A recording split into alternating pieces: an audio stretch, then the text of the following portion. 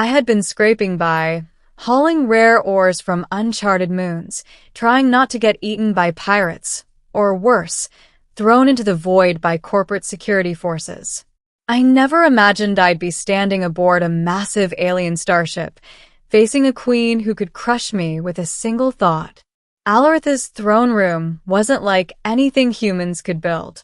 Organic curves stretched in impossible arcs, and the walls seemed to breathe.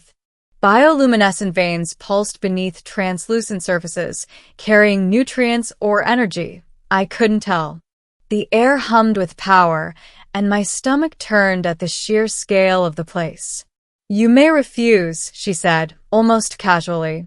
"But know this. If you do, the Darkesh will be enslaved by the Dominion Council. Every generation, every life, bound in service to others. And all because a human was too timid to take a risk." I clenched my fists. My life had been risk after risk, chasing credits and survival. But this was different. It wasn't just me.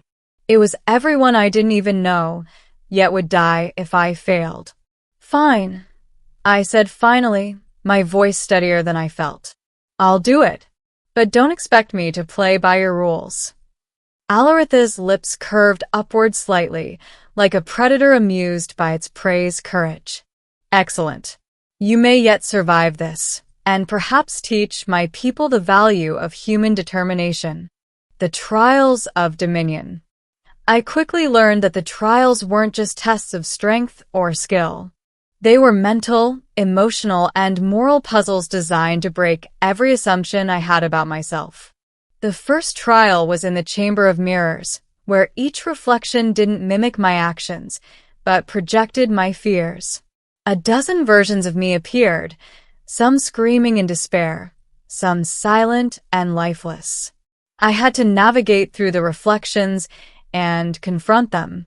Every time I hesitated, the chamber shifted, walls narrowing dangerously, threatening to crush me. I remembered something my father used to say when I was a kid. "Fear is a chain. Courage is the hammer." I focused, step by step, ignoring the shadows of doubt that leapt at me until I reached the exit. Alarith waited. Interesting. Few humans survive the first trial without succumbing to doubt. You are resilient.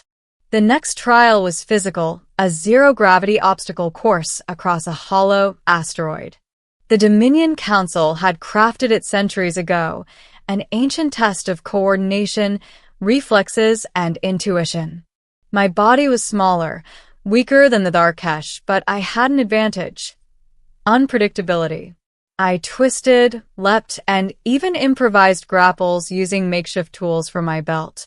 At the end, when my lungs burned and my suit was torn, I touched the control plate at the far end. Lights flashed, doors opened. Alaritha's gaze lingered on me longer than usual. "You are unorthodox.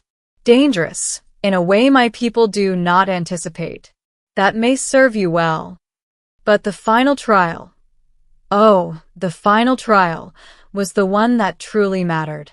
The Chamber of Dominion was not about tests of body or mind. It was about heart. We entered a vast arena where the Queen projected visions of my life. Every loss, every betrayal, every moral compromise I had ever made. And then she introduced a new challenge. I had to make a choice that would determine the fate of millions of Darkesh. The moral gambit. The arena shimmered, and the first vision appeared. A devastated Darkesh city, civilians enslaved by the Dominion Council. My choice was simple in theory. Follow the path laid out by the Queen and intervene in ways she prescribed, using alien technology one barely understood, or refuse and leave them to their fate, preserving my human instincts of freedom and self-preservation. Every fiber of my being screamed to act, to make the quick, seemingly logical choice. But I realized something. Alaritha's trials weren't just testing me. They were testing themselves, their belief that a human could wield power responsibly. I stepped forward, refusing the pre-scripted path. "No," I said. I will not play by rules that risk innocent lives. We find another way. The chamber went silent. The projections froze. Then, slowly, Alarith's voice echoed. You dare to defy the course set by millennia of Darkesh wisdom? Yes, I said. Because human wisdom is not measured by centuries, it's measured by choices. And I refuse to lose. The human advantage. That refusal changed everything. Alarith's advisors, massive telepathic beings who had never questioned their queen, recoiled. The Dominion Council systems, supposedly unbreakable, began faltering under my unconventional tactics. I exploited what humans have always relied upon: creativity, improvisation, and a stubborn refusal to accept impossible. I hacked alien control matrices using makeshift tools, rerouted defense systems, and orchestrated a strategy no Darkesh had ever imagined. In the end, I not only passed the final trial, I rewrote it. Alarith watched, awe and relief mingling in her gaze. You are nothing like I expected. Perhaps humanity is not the fragile species I was told to fear. Her words could have been a compliment or a warning. But I didn't care. The city was safe. Thousands of Darkesh lives were preserved. And, in that moment, I realized something. They hadn't bet on a human's courage. They had bet on their own assumptions. And I had shattered them. The aftermath. The queen herself approached me afterward. She removed her crown, revealing scars across her crown bone, battle marks from centuries of interstellar politics. You have done what none of my people could, she said quietly. You have won not by strength or cunning, but by refusing to accept limits. I shrugged, exhausted and covered in alien dust. I just didn't want to lose. Alarith's laugh echoed, a sound like chimes in a storm. Then perhaps we have underestimated humans for too long. You have taught me that courage is not measured in years, but in actions. She offered me a position, her right hand, an ambassador between Darkesh and human colonies. I hesitated. A normal human life called to me. Small spaceships, cargo runs, and occasional danger I could handle. But I couldn't ignore the trust of an entire species. I accept, I said finally. But on one condition. We do it my way. Alarith inclined her head. As it should be. Reflection. Months later, I sat in the observation deck of the Darkesh flagship, watching distant galaxies drift by. I had become something I never expected, a symbol of human ingenuity and resilience. The Queen had placed her faith in a species that many considered fragile, and we had not only survived, we had triumphed. I realized then that humanity's greatest advantage was not technology or muscle.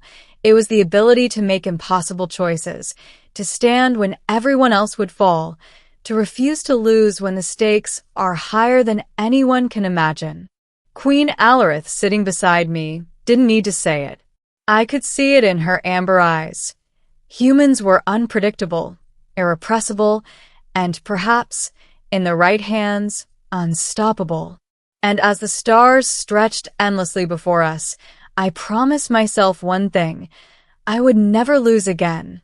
Not to fear, not to expectation, not to anyone who underestimated what a human could do.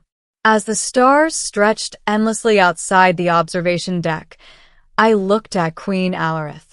Her amber eyes held respect, awe, and something I hadn't expected, hope. She had wagered everything on a human, and I had refused to lose. I never thought a human could do what you just did, she said softly. You've changed everything, not just for my people, but for all of us. I smiled, feeling the weight of the trials lift from my shoulders. It wasn't luck. It was just refusing to give up. Humans don't quit. Not when it matters. Alarith nodded, a faint smile playing across her lips. Then perhaps humanity is not to be feared but respected. I leaned back, letting the hum of the starship fill the silence. Somewhere out there, millions of Arkesh were alive because of one human stubbornness. And in that moment, I realized something that no alien technology, no ancient trial, no impossible odds could ever take away. We were stronger than anyone had ever believed, and I would never, ever lose again.